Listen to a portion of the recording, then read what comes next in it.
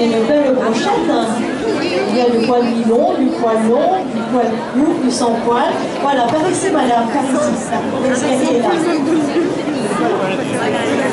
Voilà. Le British, je voudrais bien avoir un chartreux. Alors, le Melbourne, voilà, par là.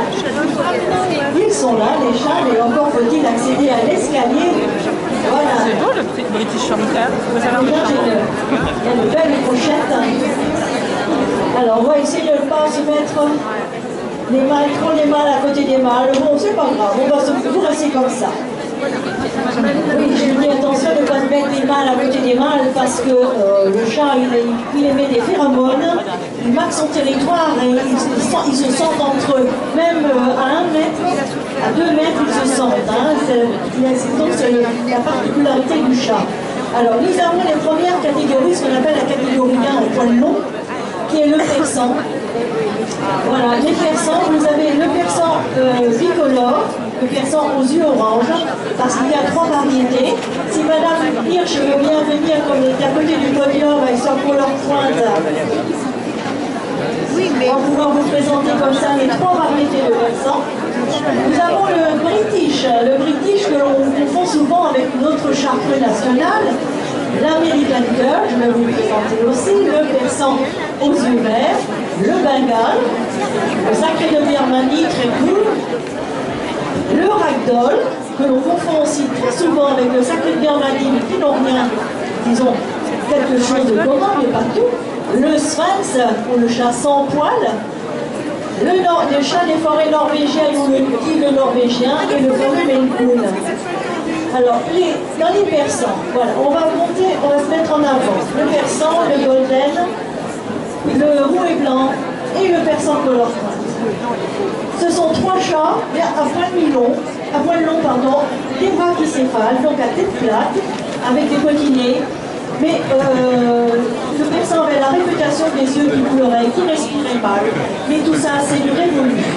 Les éleveurs ont bien travaillé et sélectionné.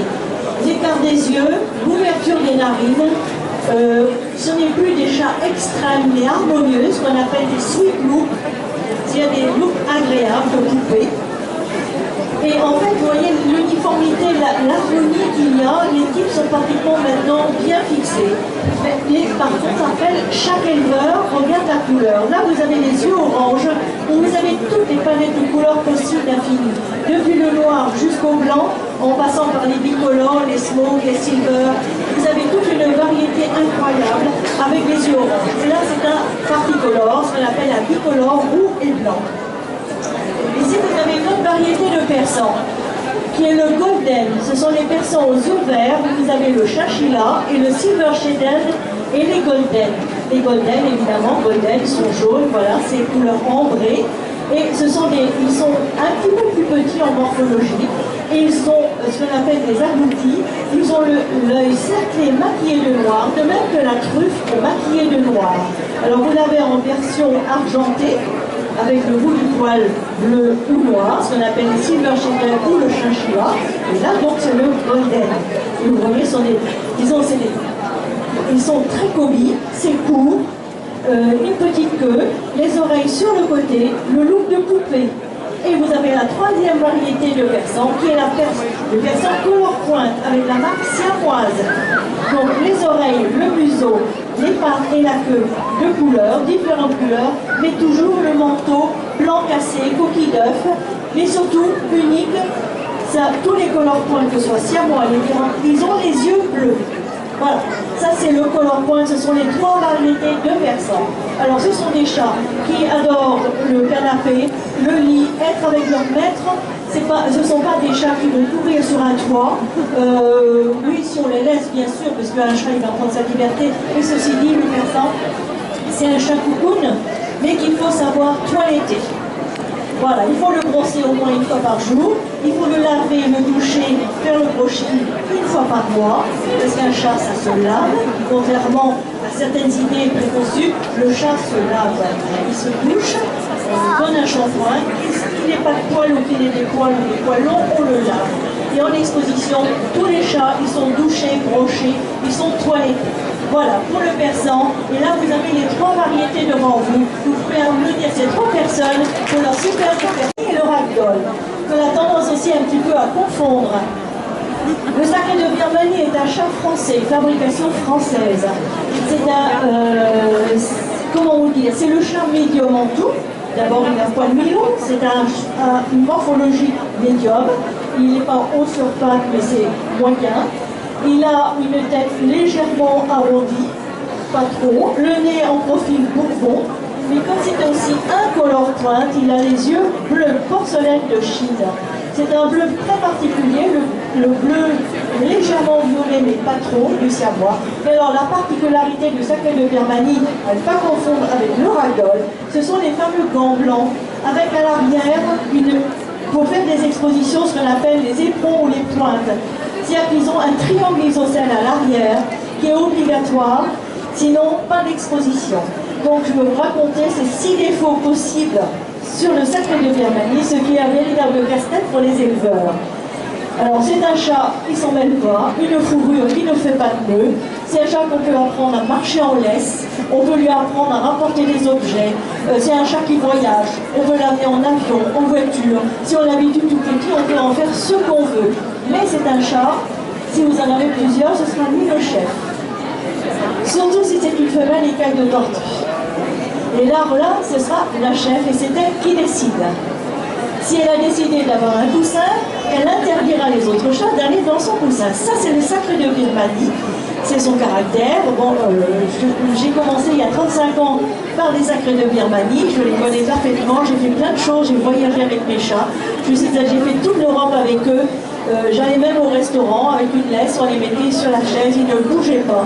Personne ne les voyait. Personne ne les entendait. Alors justement, à ne pas confondre avec le ragdoll, qui est un chat un peu plus long, qui a une fourrure plus fine, plus soyeuse, et qui existe en bicolore, avec mi-tête, ce qu'on appelle mi-tête, il a aussi des gants blancs, ou alors uniquement color pointe sans le blanc. Alors, la Pierre Olchy, c'est le président du club du ragdoll, donc ils en ont parlé un petit peu mieux. Donc le ragdoll, c'est un chat qui est originaire des États-Unis. C'est une race toute jeune qui est arrivée dans les années 68 et elle est rentrée en France dans les années 89. C'est un chat qui fait partie des 3 plus gros chats de la race féline. Le premier c'est le Maine-Coon, le deuxième c'est le Norvégien et ensuite après vous avez le ragdoll. Maintenant on commence à trouver des chats équivalents au ragdoll avec des similarités. Ragdoll en anglais ça veut dire poupée de chiffon. Pourquoi poupée de chiffon? Tout simplement parce que ce chat, lorsqu'il a une confiance dans ses maîtres, eh bien, il a une laxité musculaire qui fait qu'on a l'impression qu'il est aussi mou qu'une poupée. Et c'est pour ça qu'on l'a appelé comme ça poupée de chiffon. Mais au départ, l'éleveuse, qui était une californienne, avait mélangé le ragdoll avec une persan, ce qui donne aussi ce poil un petit peu mignon. Alors, le brossage, c'est simple, hein, c'est un petit brossage hebdomadaire. C'est un poil qui, de temps en temps, fait un petit peu d'œuf parce qu'il y a quand même du persil dedans. Mais on peut comparer le poil du ragdoll à celui du lapin. C'est un poil qui doit être évolué, qui doit tout. Voilà, donc à ne pas confondre, donc sacré de Birmanie, notre chat français, et le ragdoll. Et d'ailleurs, on montre déjà en dehors de la couleur, mais le nez n'est pas pareil. Il est plus court, un peu plus en trompette chez le ragdoll, alors que le sacré de Birmanie, la plupart du temps, il est un peu plus long, mais il a un profil en nez bourbon. Voilà, et c'est un petit peu la différence qu'on peut avoir entre un mitaine et un sacré de Birmanie, et surtout les éperons à l'arrière et la texture du poil. Voilà. Bravo pour ces deux petits ce sont des jeunes, en plus sont des chatons. On va mettre le Maine-Coon au milieu. Et là on est dans la race poids lourd. Alors ce sont les chats nordiques. Nous avons le chat des forêts norvégiennes, donc qui sont les pays du nord de l'Europe. Hein, ce sont les chats des Vikings. Et le Maine-Coon qui est le chat du Maine, qui est un ami du Canada, du nord des États-Unis et du Canada, qui est une race un peu plus travaillée, alors que le norvégien est quand même, disons, une origine rustique authentique. Sa particularité par rapport au Maine-Coon, qui a une fourrure très fine, très soyeuse, le norvégien a une texture très particulière, ce qui lui donne ce poil un peu en paquet. Mais c'est un chat qui a un sous-poil très épais, très dense, qui est, comment dire, quand on le touche, on le sent bien dans la main, comme on dit, on a le poil dans la main, et par-dessus, il a un poil de jet à pas de garde, et ce chat est imperméable. C'est-à-dire que si vous le laissez, il adore la neige, il va dehors dans la neige, il restera sec, il sera juste mouillé sur le dessus. Et c'est ce qui fait que justement, eh bien, c'est un chat qui peut vivre dehors. Si vous avez des arbres, un grand jardin, et que vous êtes habité dans une région où il fait moins 10, il n'y a aucun problème. Dans le Jura où il y a de la neige, il n'y a pas de problème. Hein. Il va sortir, mais surtout, il ne sera jamais mouillé. Alors, pour le présenter en exposition, il le lave, mais il le lave à distance de l'exposition pour qu'il récupère, disons, cette teneur en poil qui est vraiment très épaisse. Et alors, pour ne pas le confondre avec le Maine Coon, parce que souvent on les confond tous les deux. Quand vous le regardez de profil, d'abord le chat des forêts norvégiennes, c'est un triangle isocèle, et de profil, il a le profil droit. Le Maine Coon, il a un rectangle en haut et un carré en bas, qu'on appelle la boxe. Voilà, c'est la boxe. Et en plus, il a les grandes oreilles avec beaucoup les lynx. Quelquefois, ils existent aussi chez le Norvégien, mais de façon moins conséquente.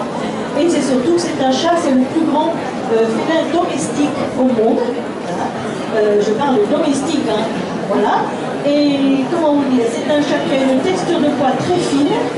Et alors il a aussi une très grande douceur, il est très très gentil avec ses maîtres, mais il y a surtout aussi l'un comme l'autre. Alors j'expliquais ça ce matin, ce sont des chats, dès que vous les avez chez vous, il faut changer les planches. Hein. Vous mettez des boutons parce qu'ils ouvrent toutes les portes, y compris celle du réfrigérateur.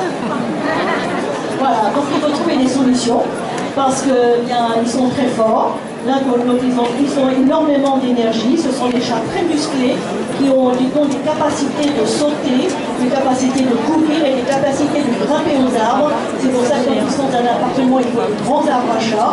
Hein, vous en avez derrière, les Allemands vendent ça, et c'est indispensable parce qu'ils ont besoin de se faire les muscles. Ils ont énormément de force, mais aussi énormément de gentillesse. Alors le Norvégien a aussi une particularité, vous arrivez à la maison avec les courses, première chose qu'il va faire, c'est d'aller dans le sac pour fouiller tout ce qu'il y a. Pour vérifier tout. Ils sont hyper curieux. C'est vrai. Voilà, ce sont des chats hyper curieux, il faut qu'ils sachent tout. Vous faites de la cuisine, ils vont être sur le camp de travail, il faut savoir ce que vous faites, ils sont à côté de vous, ils ne vous lâchent pas. Le Maine Coon, mais c'est plutôt câlin, c'est le cou, c'est les bras, c'est le lit, c'est voilà. Ils ont un caractère un petit peu différent quand même, tout en ayant beaucoup de ressemblances. Voilà. C'est Maine Coon et c'est norvégien. Vous voyez ces fourrures. Bon, lui c'est un neutre, il est castré. Je le sais. Voilà. C'est pour ça qu'ils ont des fourrures comme ça impressionnantes, très mousseuses, très épaisses, très denses. Ils ont un kawaii et en plus ils ont la petite laine qui est en dessous. Voilà. Lui, il a sa petite laine, il n'a pas son kawaii. Voilà. Bravo messieurs, dames. Souvent avec le chartreux. Le British est un chat tout rond de partout, des petites oreilles sur le côté. Il a des grosses bajoues. C'est, comment vous dire, c'est le chat...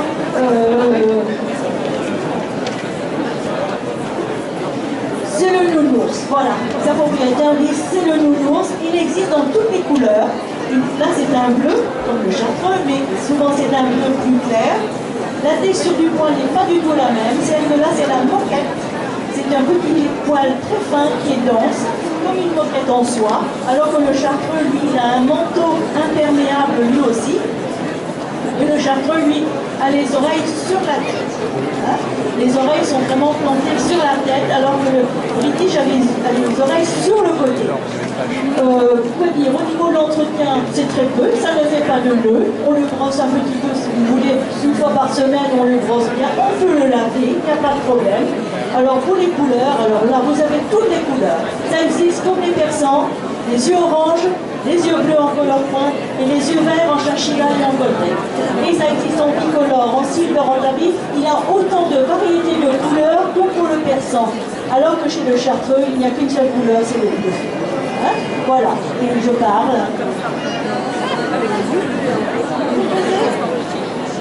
Qu'est-ce que tu veux dire? Moi j'ai envie d'aller faire ma sieste, surtout. Parce que les chats, ça dort 14 heures par jour, et à 11h30 midi, ça le met dans le coussin et ça se réveille vers 5h30. Hein, alors là, vous pensez, Voilà, eh bien, merci beaucoup pour présenter ce petit British. Dans les variétés, alors là, vous avez des... Alors, je garde les meilleurs pour la fin, pour vous dire les plus rares. Là, il y a une femelle là, qui s'impatiente, on va la remonter un petit peu sur le public. Un chat d'origine américaine. C'est une anomalie génétique qui est apparue dans une portée. Les oreilles retournées. Voilà, alors c'est l'American Curl. Et l'American Curl qui veut dire bouclé, il existe en poil court et il existe en poil mi-long. Là déjà je peux vous dire que c'est une femelle, puisqu'elle est écaille, et en plus elle est aboutie, elle est habillée. Elle est écaille, c'est-à-dire qu'elle a le roux et le blanc, le roux et le noir. C'est pas comme chez le chien, vous avez le roux, le noir et le blanc, vous pouvez l'avoir en mâle comme en femelle. Chez les chats, lorsque vous avez le roux et le noir, le bleu et le crème, avec du blanc au semblant, c'est une femelle à 99% cas. Si jamais c'est un mâle, il est stérile, et c'est très rare, mais il existe. Et voilà, et ce chat en fait est apparu comme ça, d'une façon spontanée. C'est les mutations, comme ça. Qu'est-ce qui est avant la poule et l'œuf? Eh bien c'est la mutation génétique, c'est pareil. Ça apparaît comme ça. Les éleveurs américains ont travaillé, ont repris au niveau du même mariage, et ils sont aperçus en fait qu'il y avait de nouveau dans la même portée avec ce mariage-là, cette anomalie, et que les éleveurs il y a 40 ans ont exploité pour travailler. Et voilà, c'est l'American Curl. C'est un chat hyper gentil, très doux. Pareil, vous pouvez l'apprendre à faire le beau. Vous pouvez apprendre plein de choses. Il est très réceptif et c'est un chat très très reposant, très calme. Ah voilà, c'est un chat très très calme. Une poignée d'autres, je ne sais pas. Oui, voilà, oui, c'est ça, le curry, un petit peu comme le norvégien. Je veux tout voir, je veux tout savoir. Voilà. Alors, c'est une particularité. Vous voyez, l'American Curl. Il n'y en a pas mis qui vous dit, je peux vous assurer. Hein. Voilà, bravo madame. Vous pouvez applaudir parce qu'il n'y en a pas beaucoup. On en voit souvent. Là, encore du poil, le Bengale. Alors, là, c'est une variété qui est encore très peu confidentielle au niveau couleur, c'est le silver. Sinon, il est en couleur bronze. Et là, il est silver, c'est-à-dire couleur argent. Alors, le Bengale est un mariage qui a été fait, en fait, ça a été une création des Américains, avec leur American Shorthair, avec des Burmese et avec le Felis bengalesis, qui est en fait un félin sauvage d'Indonésie, qui est un petit félin, qui vit au bord de l'eau, qui est en voie de disparition parce qu'il a beaucoup de prédateurs et ne sait pas se défendre. À part l'eau qui lui permet de brouiller ses traces, il n'a pas grand-chose. Alors en plus, c'est vrai que les autres, ils ont les roux, ils ont le glitter. Voilà, le glitter, c'est une brillance du poil. Lorsqu'ils sont au soleil, ils brillent comme le reste, disons les feuilles mortes et tout, c'est-à-dire qu'ils sont complètement camouflés dans la nature. Et ils aiment l'eau. Alors là, ils adorent l'eau. Oui, la douche, à tous les coups, vous y avez droit.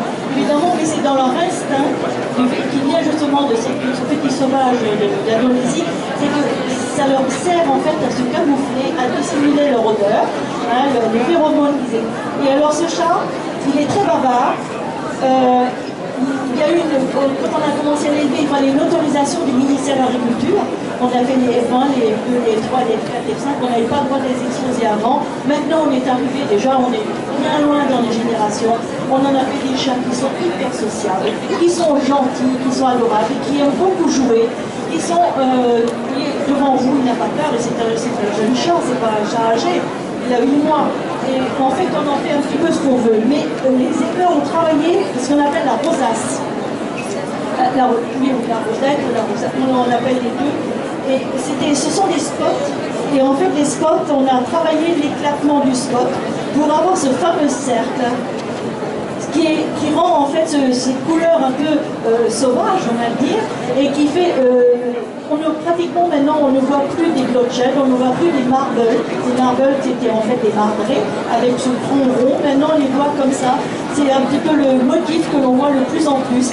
Et voilà, c'est un chat qui a beaucoup de prestance, qui a un regard magnifique. Et lorsqu'il est mal adulte, c'est vraiment fabuleux, c'est vraiment très spécial. Voilà, ils sont très proches de leur maître, mais il faut être très présent exemple pour les canaliser aussi parce qu'ils sont débordants d'énergie. Il faut savoir un peu, il faut savoir les canaliser, les garder pour qu'ils restent dans leur cadre. Alors la dame, elle part avec son petit sac. Bon, je voulais vous présenter le chat sans poil, mais bon, la dame est appelée en jugement, donc elle va partir en jugement. Et le chat sans poil, bon, c'est un chat, c'est pareil, c'est une anomalie, une transformation génétique spontanée, également aux États-Unis.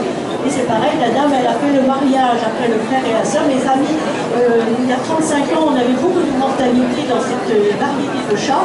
Maintenant, on en a fait des chats complètement indemnes de tout problème génétique, qui sont super, mais qui vivent grégaires, qui vivent en tas.